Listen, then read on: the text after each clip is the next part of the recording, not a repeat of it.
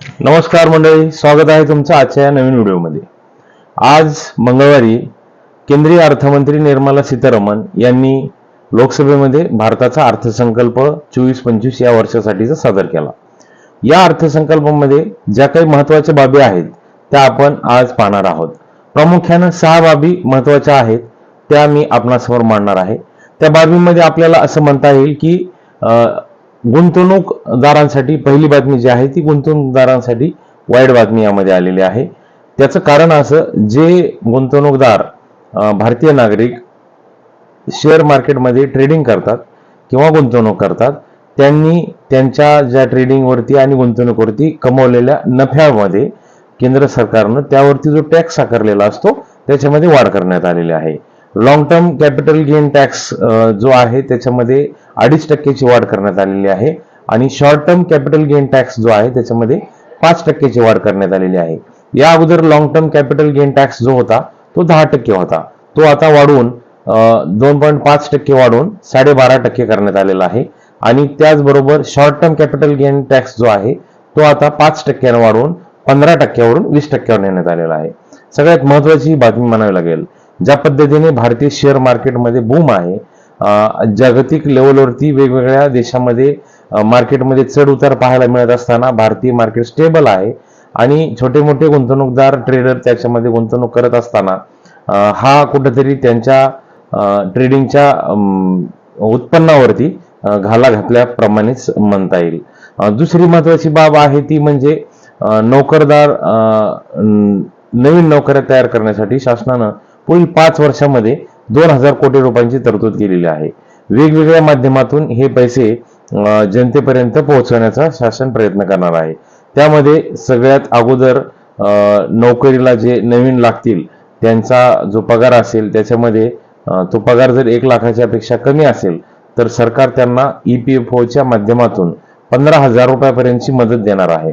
त्याचबरोबर वेगवेगळ्या कौशल्य विकास योजनांच्या माध्यमातून सुद्धा गव्हर्नमेंट ई-व्हाउचरच्या माध्यमातून पैसे त्या ठिकाणी वितरित करणार आहे। तिसरा महत्त्वाचा मुद्दा आहे स्टार्टअप, मध्यमवर्ग आणि परदेशी कंपन्या यांना सवलत दिलेली आहे। तर जे नवीन व्यवसाय या ठिकाणी सुरू होतील त्यांना आणि परदेशी कंपन्या यांना कॉर्पोरेट टॅक्समध्ये 40% वरून 35% पर्यंत तो टॅक्स कमी करण्यात आलेला आहे आणि ती एक सवलत दिलेली आहे। आणि जो भारतातील मध्यमवर्ग नोकरीपेशा नागरिक जे आहेत त्यांच्यासाठी कर स्लॅबमध्ये बदल करून इन्कम टॅक्सच्या स्लॅबमध्ये बदल करण्यात आलेला आहे।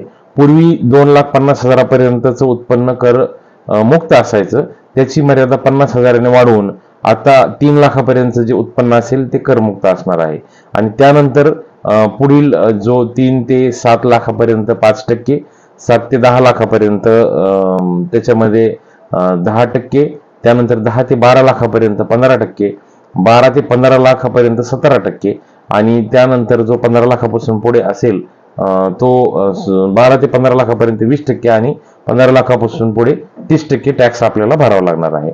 या प्रामुख्याने बाबी आपल्याला लक्षात येतील। त्याच्याबरोबर चौथी बाब आहे ती म्हणजे NDAचं जे सरकार सध्या चालू आहे त्यामधील घटक पक्ष जे आहेत, जसं की बिहारमध्ये जनता दल युनायटेडची मदत NDA गव्हर्नमेंटने घेतलेली आहे आणि आंध्र प्रदेशमध्ये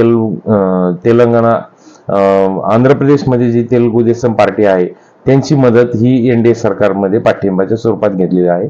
तर या 2 राज्यांना विशेष फायदा झालेला आपल्याला पाहता येईल। जवळजवळ 25,000 कोटी रुपयांचं विशेष पॅकेज हे बिहारसाठी सरकारनं घोषित केलेलं आहे।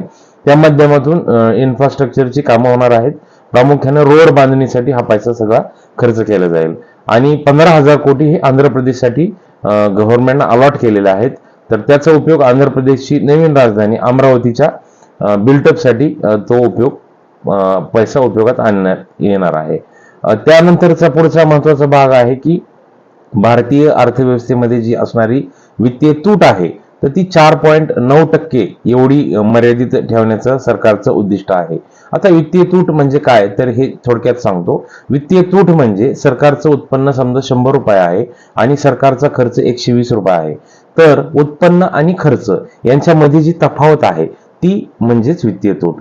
100 रुपये येणार आहेत आणि 120 रुपये जाणार आहेत, तर हे जे 20 रुपये आहेत ती म्हणजे वित्तीय तूट। अशा प्रकारे सरकारनं यावर्षी 48,20,512 कोटी रुपयांचा हा भरगच्च असा अर्थसंकल्प जाहीर केला आणि त्यापैकी 11,11,111 कोटी रुपये हे भांडवली खर्चावरती सरकार खर्च करणार आहे. भांडवली खर्च म्हणजे असा खर्च ज्या माध्यमातून सरकार विविध कल्याणकारी योजना राबवतं, पण त्यासोबतच जास्त तो खर्च प्रामुख्यानं इन्फ्रास्ट्रक्चर बांधणीमध्ये म्हणजे रोड, रस्ते, डॅम अशा ज्या सुविधा असतात, वीज निर्मिती केंद्र याच्या बांधणीमध्ये, याच्या उभारणीमध्ये सरकार खर्च करतं. अशा प्रकारे आपल्याला आतापर्यंत 5 महत्वाच्या बाबी या अर्थसंकल्पातून लक्षात येतील. 6वी महत्वाची बाब आहे ती म्हणजे पायाभूत खर्च. आताच सांगितल्याप्रमाणे या ज्या अर्थसंकल्पाचा उद्देश हा पायाभूत सुविधांच्या मध्ये सुधारणा करणे आणि त्याच्यामध्ये वाढ करणे हा प्रामुख्याने दिसून येतो आहे. आणि हा संपूर्ण अर्थसंकल्प हा 1 एप्रिल 2024 पासून पुढे लागू होणार आहे. मित्रांनो, या दूरगामी काही योजनांचा समावेश असलेल्या योजना या अर्थसंकल्पामध्ये आहेत. त्याचबरोबर काही अल्पकालिक उद्दिष्ट ठेवून समाविष्ट केलेल्या या योजना आहेत. या सर्व गोष्टींचा सविस्तर आढावा आपण घेतलेला आहे. तुम्हाला व्हिडिओ आवडल्यास लाईक करा आणि तुमच्या मित्रांना हा व्हिडिओ शेअर करा. चॅनलवर नवीन असाल तर चॅनलला नक्की सबस्क्राईब करा आणि जुने असाल तर डबल सबस्क्राईब करू नका, कारण ते अनसबस्क्राईब होतं. तर तुमचं प्रेम असंच मिळत राहू द्या. नवीन व्हिडिओमध्ये भेटूयात. आणखी बजेटविषयी आपण वेगवेगळ्या माहित्या या चॅनलवरती आपण प्रसारित करणारच आहोत. तर पुढील व्हिडिओसाठी बघत राहा अनमोल इरा. थँक्यू.